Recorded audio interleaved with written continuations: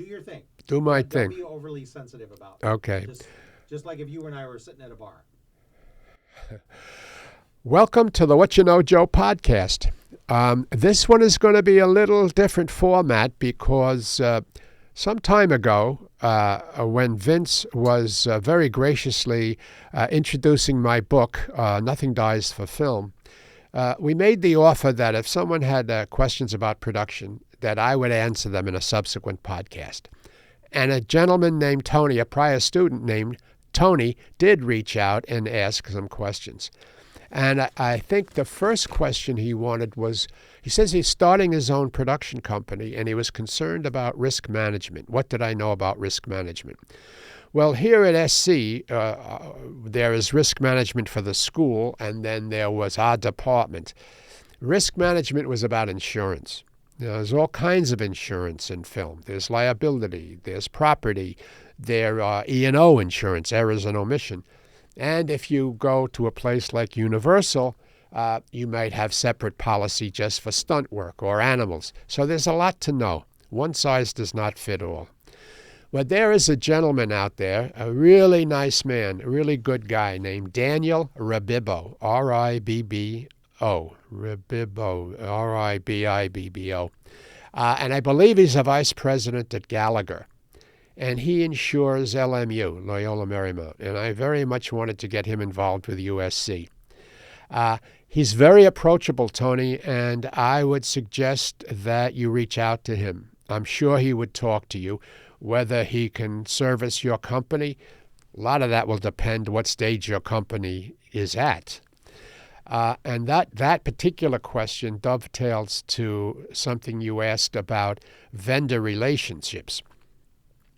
How do you vet them? How do you have long-term relationships? I'm at a little disadvantage because I don't know if your company is going to do one movie or 10 movies. I don't know if you're doing television or theatrical. I don't know if you're doing commercials or industrials. But in general, the more work you do with a particular entity, let's say you're doing 3 movies in the course of the next year or year and a half, and you're going to work with Vince Gonzalez's prop house. Well, you're going to run up quite a bill. So it's an appropriate question to say, it's an appropriate question to say, if we spend $100,000, will you give us a cumulative discount? A cumulative discount. If we have 2 shows and we spend $200,000, will you give us a cumulative discount? 3 shows. Now, they can say no. A lot of places will not say no because they want your business and they want your business to grow and they want to develop a relationship. But if they give you a cumulative discount, let's say 5% of 100,000, 10% of 200,000, 30% of 3, well, that's a lot of money. And you can then put it back into your company either directly to the show or spread over 3 shows, which is called amortization. But you can figure that out, what your best business model is. Now, business model. I came along at a time when an outfit named Lorimar was first coming into business. And they were extraordinarily successful. And I had the good fortune to be around them when they were creating the business model. And here is the business model they created. The president of the company was the boss, no question. But the second one on a flow chart, we created a flow chart, and I'll get to that in a minute. The second one in charge was the director, the vice president of production. And the third level down were all the departments: casting, business affairs, creative, post-production, business affairs, publicity, festivals, all of them. And they all reported back up to production. And production reported up to the boss. Why? Wasn't ego, wasn't control. It was, we did a lot of shows. At one time, we had 6 or 7 full-blown episodic shows. If everyone in every department, every day had gone to the boss, he'd have killed himself. I mean, he just couldn't do it.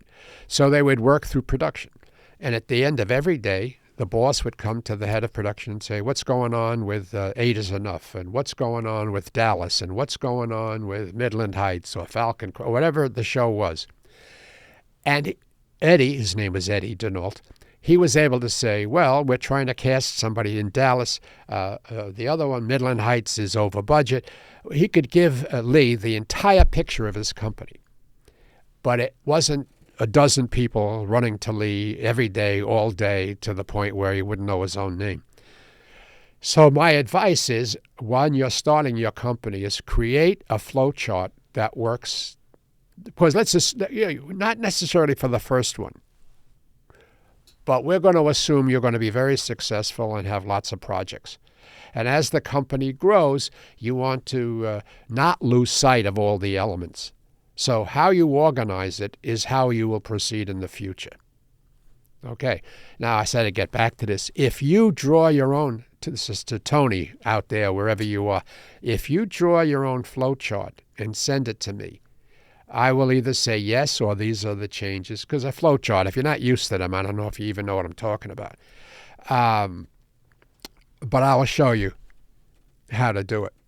Now, that's how I learned. Doesn't mean that's the only way it can be done. Nothing is etched in granite here. You create your own company any way you want. You did have a very interesting question about the culture of the company. And here's what I would suggest, Tony. Create what you want. Close your eyes, envision your company. It's people of all religions, ethnicity, sexual orientation, working together in professionalism, no alcohol, no drugs, no cigarettes, respectful. I mean, just what do you want? And put it on paper. Now, is everybody going to live by that? Probably not. People are people. They're variables. They have weaknesses. They make mistakes. But as a culture for your company, this is what you ascribe to. This is what you want. You want high-level professionals working in a comfortable, creative environment who respect each other. You don't have to be best buddies and spend every weekend, but in the work environment, you're respectful and honest. Honesty matters. There's a lot of pilfering and stealing in the entertainment industry because there are a lot of moving pieces and a lot of loose money. You're not going to reinvent the world in a perfect way, but you can say to your future employees, this is who we are, this is what we expect. Because the respect you'll get will go out beyond just your employees. It will go out into the industry. This is a classy company that respects professionalism. These are guys we should know. They're talented, and we should get to know them. Experience. You're not going to like everybody. Everybody's not going to like you. That's human nature in a freelance world. Now, a couple of years ago, a guy called me. He said, Joe, I need your recommendations. Okay? I need a prop supervisor and I need a script supervisor. I gave him the script supervisor, said she's wonderful, she's professional, you're going to like. Prop guy, very good guy, have a great relationship. About 2 months went by, and the guy calls me and says, I love the script supervisor. I would take your recommendation anytime. Another 2 months went by, and the guy called me and said, I hate your prop man. Don't ever recommend anybody to me again.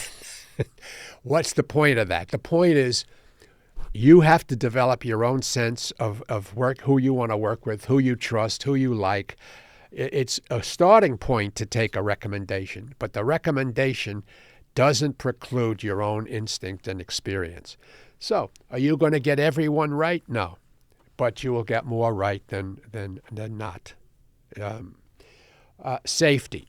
Here's the thing I want you to remember and carry with you, not just for yourself, but for your employees, for your actors, for particularly directors. Safety is not about what you can't do. Safety is about how you achieve your vision safely. You will never make the world 100% safe. The whole point about safety in filmmaking is to tilt the odds dramatically to your favor, which we have done at USC, and you will do. But serendipity takes precedence. What do I mean by that? We had a stunt woman here at USC, for 12 hours, from 7 in the morning till 7 in the evening. She was jumping off the counter and in a fight sequence and rolling around and banging around. Perfect. Not a scratch on her. 7 o'clock at night, she wraps. She's running to her next job. She steps off the curb and breaks her ankle. You can't outrun the real world. But within the context of filmmaking, you can make it as safe as possible. And if something does happen, nobody could look to you and say you were irresponsible, you were negligent, you didn't care, you didn't do due diligence. Now, okay, so that's all sounds good, but now what? Well, in your letter to me, you said you had been an assistant director. That is an enormous leg up for you. Why? Because you know how to break down a script already. You know what it takes to have the elements of a production. You know how many actors, how many cars, whether it's day or night, is there wardrobe, what time, how many background performers, right? You know all that because you break down as an assistant director. You break down the script. So when it comes to safety, you're just adding one other element. Yes, we're going to do a car chase, and yes, so-and-so is going to work. But how are we going to ensure that that car chase is safe? We're going to do the following, X, Y, and Z. And you put it in writing. If you were at USC, then you spent your whole time here with hazardous shooting forms. Probably not the best title we ever had on something. We should have called them safety performance forms, but they were known as hazardous shooting forms. And you put down how you're going to do it, and then you and your director sign it so that you know you're on the same page. The most dangerous moment in your film career will be the 11th hour director's prerogative. That moment when, after all your prep and all your input, the director comes to you and says, "Oh, I got to get one more shot, and yeah, the sun's going down. We'll just put him on the cliff, and we'll put don't worry." That is the most dangerous moment for you in filmmaking. Some years ago, I got hired as a safety expert in a court case. And the court case was about a cameraman who, at the 11th hour with the sun going down, was instructed by the director to go up on the roof, and this guy's going to jump over and run across the roof. Go with him. And they hadn't prepped it. They hadn't looked at it. They hadn't walked it. In the failing light, the cameraman tripped over and fell through a skylight. That 11th hour director's prerogative, for this guy did not die, but he came close. The 11th hour director's prerogative is the most dangerous moment in your film career. So think it through. You'll have a political issue. The political issue would be, will directors want to work there? He's more worried about safety than he is about performance. That's a juggling act, which only time and experience will teach you how to do. But nobody, because especially if it's your company and you're paying the freight, this circles back to Daniel Rabibbo. You don't want to be having liability damages payouts. Insurance companies don't like to pay that, and it'll make it hard to get insurance. A couple of years ago, maybe more than a couple of years ago, at NYU, a kid got killed. He got electrocuted. It was horrible. It was an accident, but NYU couldn't get liability insurance for the next 3 years. So you have to juggle creativity and safety. I'm on a crusade personally that goes humanity before money. But you're entering an industry where money trumps humanity. And how you navigate that is going to be challenging. But you can do it. You will do it. Because this next generation is not, in my opinion, in my observation, is not as driven by money as in the past. And I think it's because there are more creative opportunities in this generation than in mine. In mine, there were 7 studios and 3 networks. And if you ran afoul of any one of those, you were done. So they could get away with a lot of stuff that people don't want to and won't do today. That's all I have on this, Tony. And if there are more questions and you want to follow up, and to anybody out there and I've been talking fast, so if you write and say, can you repeat some of that stuff, I would do that. chairmanjoe3@gmail.com. Email me at chairmanjoe3@gmail.com. And till we meet again, keep making movies, man. Keep making movies. And see you next time. Thank you.